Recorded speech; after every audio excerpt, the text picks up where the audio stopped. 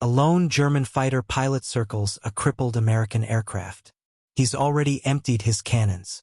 Now his machine guns. Over 200 bullets and shells have torn through the enemy plane. Still, impossibly, it flies.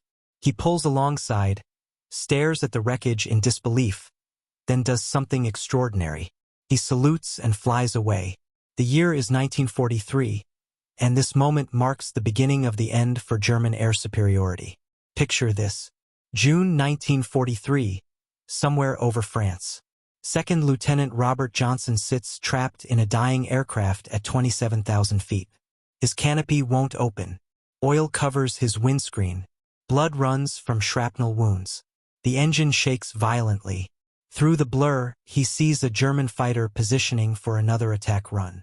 What happens next will send shockwaves through both air forces and change the course of aerial warfare forever. But to understand why this matters, we need to rewind 8 months earlier. April 8, 1943. German ace Oberleutnant Ralph Hermiken watches through his crystal-clear canopy as massive American fighters lumber toward his formation. His laugh crackles through the radio to his wingman. The Americans have sent us flying milk bottles. Below, 16 P-47 Thunderbolts of the 4th Fighter Group struggle upward, their 7-ton weight fighting against gravity itself. To German pilots who'd faced sleek Spitfires and nimble Soviet fighters, these barrel-shaped American machines look almost comical. Greenhouse canopies. Wings too small for their massive bodies. Propellers that dwarf anything the Luftwaffe flies. The Germans are about to learn a lesson written in lead and fire. But here's what makes this story incredible. Within 18 months, these objects of mockery will become instruments of absolute terror. The laughter will die with the men who laughed. Let's fast forward to March 1945. Major Joseph Pips Priller, the same pilot who once called P-47s pregnant cows, sits across from German propaganda officials. They want him to boost morale. Instead, his statement is deemed too demoralizing for publication. The Thunderbolt is the best fighter bomber ever built. When you hear those guns, you know death has come calling. The sound haunts us. We laughed at them in 1943. We're not laughing now. What transformed a flying joke into a flying nightmare? The answer lies in a June 1940 panic. As German fighters sweep across France, Georgian-born designer Alexander Kartveli receives urgent specifications from the U.S. Army Air Corps. They want a high-altitude interceptor. What Kartveli designs instead redefines possible. It will be a dinosaur, he admits to his design team. But it will be a dinosaur with good proportions. The prototype that first flies in May 1941 shocks everyone. At 9,900 pounds empty, it weighs 65% more than its predecessor. Test pilots ask the same question. This thing actually flies? Not only does it fly, at altitude, it flies like nothing else exists. Here's where it gets interesting. The massive Pratt & Whitney engine produces 2,000 horsepower. But the real secret is the turbo supercharger. While German fighters gasp for air at 27,000 feet, the Thunderbolt maintains full power where the air is too thin for conventional engines. There's just one problem. It's killing more Americans in training than Germans in combat. Between September 1942 and January 1943, Major Hubert Zemke's 56th Fighter Group loses 18 pilots and 41 aircraft in training accidents. The P-47 ground loops on landing, torque rolls on takeoff, and dives with such enthusiasm that pilots discover compressibility, their controls freezing as shock waves form on wings. But those who master it discover something extraordinary. Lieutenant Robert Johnson, a farm boy from Oklahoma who'll become one of America's top aces with 27 victories, describes his first flight. It was like strapping yourself to a locomotive. The power was unbelievable. You didn't fly it, you aimed it. Now back to that first combat. April and May 1943. The P-47s can't turn with German fighters, can't climb with them, can't match their handling. The statistics confirm German confidence. First month of operations. 14 Thunderbolts lost for only 3 confirmed German kills. The RAF quietly suggests Americans might reconsider their choice of mount. British pilots joke that the best evasive maneuver in a P-47 is to unstrap and run around the roomy cockpit. But German intelligence is missing something critical. Remember those P-47s getting shot down? They're absorbing incredible punishment before falling. One aircraft returns from a May 4th mission with 21 cannon holes and over 100 machine gun strikes. Damage that would disintegrate a Messerschmitt or Spitfire. More significantly, when P-47s do get their guns on target, the results are catastrophic. 8 synchronized Browning machine guns. 3,400 rounds of ammunition. Combined rate of fire, 6,000 rounds per minute. Enough concentrated firepower to saw a Messerschmitt in half in less than 2 seconds. Now we return to that moment over France. June 26, 1943. Second Lieutenant Robert Johnson's formation is bounced by 16 Focke-Wulf 190s. Johnson's Thunderbolt, flying at the rear, catches crossfire from multiple attackers. 21 20mm cannon shells explode across his aircraft. The canopy shatters. Hydraulic fluid sprays everywhere. Fire erupts behind the instrument panel. Johnson tries to bail out. The canopy is jammed. A shell exploded in the track, welding it shut. He's trapped in a dying aircraft at 27,000 feet with no forward visibility, a barely functioning engine, and controls that respond only intermittently. Then it gets worse. A lone Focke-Wulf discovers the crippled Thunderbolt limping toward the channel at less than 170 miles per hour. The German pilot positions himself behind Johnson's aircraft and opens fire with 4 20mm cannons and 2 13mm machine guns. Johnson can only huddle behind his armor plate and pray. The Thunderbolt absorbs the entire cannon ammunition load. The German repositions and fires again.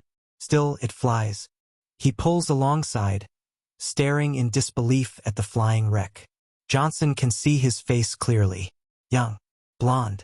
His expression shifts from confidence to confusion to something approaching fear. The German empties his remaining machine gun ammunition into the Thunderbolt. Still, it flies. He pulls alongside again, shakes his head in apparent amazement, gives an informal salute, and peels away. Johnson's P-47 lands at Manston with its engine failing on the runway. The crew chief stops counting bullet holes after reaching 200. 3 of the 4 main structural beams are shot through. Yet the aircraft brought him home. The survival of Johnson's aircraft sends shockwaves through both air forces. American engineers realize they've underestimated their own creation. German intelligence initially refuses to believe the reports. No aircraft could absorb that much punishment. But testimony from multiple pilots confirms the impossible. By July 1943, American pilots are learning to exploit the P-47's true strengths. Lieutenant Colonel Hubert Zemke discovers the secret through brutal trial and error. Don't turn with them.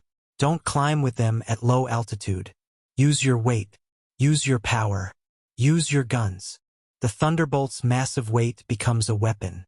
In a dive from 30,000 feet, it reaches 550 miles per hour, faster than any German fighter can achieve even vertically. This speed converts to altitude in a zoom climb that leaves pursuing fighters helplessly behind. Captain Walker Bud Mahurin develops what becomes known as boom and zoom tactics. P-47 formations climb to 30,000 feet, higher than German fighters can effectively operate. When targets appear below, the Thunderbolts roll inverted and dive, reaching speeds that make deflection shooting impossible. At the bottom of these dives, the 8 heavy machine guns speak. German pilots who survive describe it as facing a wall of lead. Aircraft caught in this convergence pattern don't just fall. They disintegrate. August 17, 1943. The deepest penetration into Germany attempted to date. Major David Schilling encounters a formation of Messerschmitt 110 destroyer aircraft positioning to attack B-17 bombers. Schilling's flight of 4 Thunderbolts rolls into their attack dive from 28,000 feet. Unteroffizier Heinrich Roth, a gunner in one of the 110s who survives, later recounts, "The American fighters came down like hammers from heaven. I opened fire at 800 meters. Good hits. The P-47 didn't even wobble. Then he fired. The aircraft ahead of us simply came apart. Not shot down. Destroyed. Wings separated from fuselage. Tail severed. Crew compartment shredded into metal confetti. In 2 seconds, a 110 became nothing. 8 Messerschmitt 110s are destroyed in less than a minute. Here's what makes this firepower revolutionary. At convergence distance, typically set at 300 yards, all 8 guns' ballistic paths intersect in a zone roughly 6 feet in diameter. Anything in that zone faces 100 half-inch projectiles per second, each traveling at 2,900 feet per second. The ammunition itself reveals American industrial capacity. While German fighters struggle with limited cannon ammunition, typically 120 to 200 rounds, American pilots can maintain fire for over half a minute. Lieutenant Colonel Francis Gabby Gabreski, who'll become the top American ace in Europe with 28 victories, describes the effect. When you hit them with all 8, they don't just go down, they explode. I saw a 109 literally cut in half, the tail falling one way, the nose and wings another. The pilot never knew what hit him. September 1943. The Luftwaffe discovers another horrifying reality. The P-47's performance improves dramatically with altitude while German fighters suffer. Oberleutnant Hans Philipp, one of Germany's most successful aces with 206 victories, encounters this reality fatally on October 8, 1943. Leading his squadron against a B-17 formation at 28,000 feet. Philipp finds his Focke-Wulf sluggish and unresponsive in the thin air. When P-47s of the 56th Fighter Group dive on his formation from 32,000 feet, the German fighters are sitting ducks. Robert Johnson, now an experienced combat pilot, spots Philipp's distinctive aircraft. His combat report is clinical. Opened fire at 300 yards, 30-degree deflection. Observed strikes along entire fuselage. Enemy aircraft exploded. No parachute observed. Philipp's death sends shockwaves through the Luftwaffe. If one of their best, a man who survived over 500 combat missions, can't survive against the Thunderbolts, what chance do average pilots have? The German High Command orders an immediate investigation. The report delivered to Reichsmarschall Hermann Göring in November 1943 is sobering. The Thunderbolt service ceiling exceeds 42,000 feet, higher than any German fighter can reach. Its dive speed approaches the sound barrier. Most disturbingly, its rugged construction allows it to absorb damage that would destroy 3 conventional fighters and still return home. January 1944. A new variant begins arriving in England that completes the transformation. The P-47D-22 features paddle blade propellers, 13 feet in diameter with broad chord blades that bite into air like massive oars. The improvement is immediate and dramatic. Where earlier Thunderbolts climbed at 2,200 feet per minute, the paddle blade variants achieve 3,000 feet per minute, matching or exceeding German fighters at most altitudes. Hauptmann Heinrich Knocker of Jägerschwader 11, a veteran with over 200 combat missions, encounters the new variants in February 1944. The fat American fighters have learned to climb. We bounced a formation near Hanover, expecting our usual advantage. They turned into us and climbed with us. Schmidt was caught and blown apart. Nothing left but smoke and fragments. These are not the same machines we laughed at last year. The paddle blade propeller does more than improve performance. It changes the sound. The distinctive thundering roar created by blade tips reaching supersonic speeds can be heard from miles away. German ground troops report being able to identify approaching P-47s by sound alone. They begin calling it Donnerschlag, thunderclap.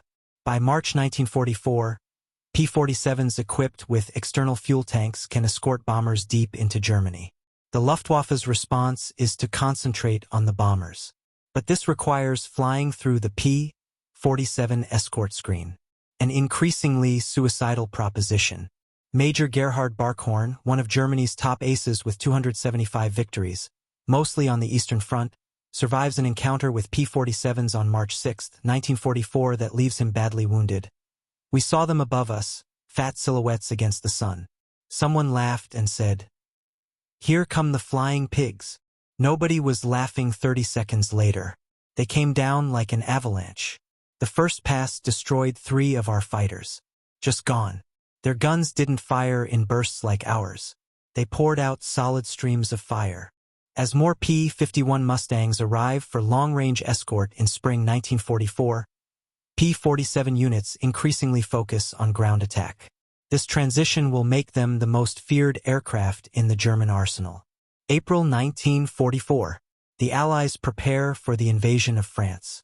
The Thunderbolt's heavy machine gun battery proves equally effective against ground targets. Armor-piercing incendiary ammunition can penetrate the top armor of most German vehicles. A 2-second burst puts 160 half-inch projectiles into a target area the size of a truck. But the addition of bombs and rockets transforms the P-47 into a true multi-role monster. The D-25 variant can carry two 1,000-pound bombs under the wings and a 500-pounder under the fuselage. Later variants add zero-length rocket stubs for 10 5-inch high-velocity aircraft rockets, each equivalent to a 105 mm artillery shell. Oberst Hans von Luck, commanding the 125th Panzer Grenadier Regiment during the Normandy campaign. They came in low, so low you could see the pilots' faces. The sound was terrifying. Engines roaring, rockets screaming. Then the hammer of those heavy machine guns. A column of our trucks simply ceased to exist. 20 vehicles transformed into burning wreckage in one pass. They called them J-bows, fighter bombers. But these were something beyond that. They were flying artillery with the accuracy of snipers. June 6, 1944. D-Day. Over 500 P-47s provide air cover for the invasion, creating an impenetrable umbrella over the beaches. German fighters attempting to reach the landing zones are massacred. Oberleutnant Wolfgang Fischer of Jagdgeschwader II, one of only 3 German pilots to reach the beaches that day. The sky belonged to the Americans. Thunderbolts were stacked from sea level to 30,000 feet. We tried to break through at dawn. 12 fighters from our group. I was the only one to return. The P-47s were waiting at every altitude. You couldn't climb over them, couldn't dive under them. Their guns turned our fighters into aluminum rain. In June alone, 9th Air Force Thunderbolts claim 651 locomotives, 3,847 trucks, 512 tanks and armored vehicles, and 4,553 horse-drawn vehicles destroyed. The Wehrmacht is forced to move only at night. Perhaps the ultimate vindication comes in encounters with German jet fighters. The Messerschmitt Me 262, with its 540 miles per hour top speed, should be untouchable by propeller-driven fighters. But Thunderbolt pilots discover they can catch jets in 2 situations: during takeoff and landing when jets are most vulnerable, and in high-speed dives from altitude. November 27, 1944. Lieutenant Colonel John C. Meyer of the 352nd Fighter Group becomes one of the first pilots to shoot down an Me-262 with a P-47.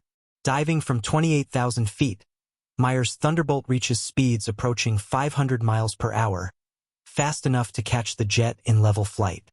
Meyer's combat report: the enemy aircraft disintegrated under fire. Large pieces, including both engines, separated from the fuselage. The concentrated fire of 850 caliber guns proved more effective than we anticipated against jet aircraft. January 1, 1945. Operation Bodenplatte. The Luftwaffe's desperate attempt to destroy Allied air power. Nearly 900 German fighters launch surprise attacks on Allied airfields across Belgium and the Netherlands. At Y-34 airfield near Metz, home to the 365th Fighter Group's P-47s, the attack initially succeeds. German fighters destroy 22 Thunderbolts on the ground. A captured German pilot is brought to the command post, points at the burning aircraft, and taunts, "What do you think of that?" Major George Brooking's response becomes legendary throughout the 9th Air Force. He points to the flight line where ground crews are already pushing damaged aircraft aside. "By tomorrow, we'll have 40 new ones. How long will it take you to replace your pilots?" The German pilot's smirk disappears. Within 48 hours, factory-fresh P-47D-40s fill the flight line. The Luftwaffe loses 271 aircraft and 213 pilots in Bodenplatte, including many irreplaceable instructors and squadron leaders. The Americans lose 134 aircraft total across all attacked airfields. all replaced within a week. The numbers tell the story of inevitable defeat. Republic Aviation produces 15,683 P-47s during the war, more than any other American fighter. At peak production, the Farmingdale factory completes one Thunderbolt every hour around the clock.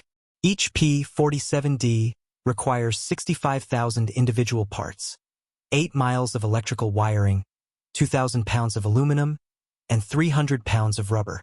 Yet American workers, many of them women who'd never seen an aircraft before Pearl Harbor, assemble these complex machines with precision exceeding peacetime standards. The ammunition production is equally staggering. With hundreds of Thunderbolts flying daily missions, ammunition consumption exceeds 10 million rounds per month by mid-1944. Each cartridge is manufactured to tolerances measured in 10,000ths of an inch. Even more impressive than aircraft production is pilot training. By 1944, the United States graduates 30,000 pilots annually, more than Germany trained in the entire war. Each P-47 pilot receives a minimum of 400 hours of flight training before entering combat. German pilots are entering combat with less than 100 hours total time by war's end. Lieutenant Eugene Roberts, arriving in England in September 1944. I had 420 hours in my logbook, including 75 hours in the P-47. I'd fired at towed targets, practiced deflection shooting, studied gun camera film from actual combat. My first mission, I knew exactly what to do. The German pilot I faced couldn't have had half my experience. It wasn't even a fair fight. By April 1945, the Luftwaffe exists largely on paper. Fuel shortages ground most aircraft. Experienced pilots are dead or captured. But even with aircraft and fuel, German pilots face an impossible equation. Feldwebel Klaus Bretschneider, one of the last German pilots trained in 1945, flies exactly one combat mission before the war ends. His encounter with P-47s over Leipzig lasts 12 seconds. I saw them diving from above, for Thunderbolts in perfect formation. I tried to turn, but they were too fast. The leader fired from 500 meters. My aircraft shook like it was hit by sledgehammers. The engine exploded, the wing separated. I barely escaped. In the parachute, I watched them destroy my entire staffel. 6 fighters gone in under a minute. The psychological impact is complete. German pilots develop what medical officers call Jabo fever, physical symptoms of stress appearing when Thunderbolts are reported in the area. Veterans who faced Spitfires and Hurricanes without fear become physically ill before missions against P-47s. The final statistics defy comprehension.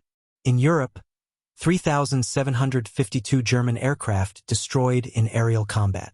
3,315 aircraft destroyed on the ground. 86,000 railway cars destroyed. 9,000 locomotives destroyed. 6,000 armored fighting vehicles destroyed. 68,000 trucks destroyed. The 9th Air Force alone flies 213,873 combat sorties, drops 120,000 tons of bombs, fires 135 million rounds of ammunition, and launches 60,000 rockets. In 1985, at a reunion of German and American fighter pilots in Phoenix, Arizona, former adversaries meet in peace. General Lieutenant Adolf Galland, former head of the Luftwaffe fighter arm, is asked about the P-47. His response captures the complete transformation. We made a terrible mistake in 1943. We saw this big heavy fighter and laughed. The Americans don't understand air combat, we said. They built a bomber and called it a fighter. We were the ones who didn't understand. The Americans didn't try to build a European fighter. They built an American one, designed around production, firepower, and survivability. They understood that in a war of attrition, the plane that could take punishment and deliver devastating firepower would win. They were right. The first time I flew a captured P-47 after the war, I understood everything. The power was incredible. The cockpit was comfortable. The visibility excellent. The controls precise. It was a pilot's aircraft wrapped in armor. But what really impressed me was realizing that America built over 15,000 of these complex machines while fighting a two-ocean war. That's when I knew we never had a chance. Those guns. We called them Roosevelt's piano because of the sound they made. Once you heard that sound, you never forgot it. Many of my friends heard it for the last time. The P-47 didn't just defeat the Luftwaffe. It destroyed it. At the United States Air Force Museum in Dayton, Ohio, a restored P-47D sits among other legendary fighters. Below the display is a quote from an unnamed German pilot, taken from a 1945 interrogation report. "We laughed when we first saw them. Fat, ugly American fighters that couldn't turn, couldn't climb, couldn't fight. We stopped laughing when we realized they didn't need to turn or climb.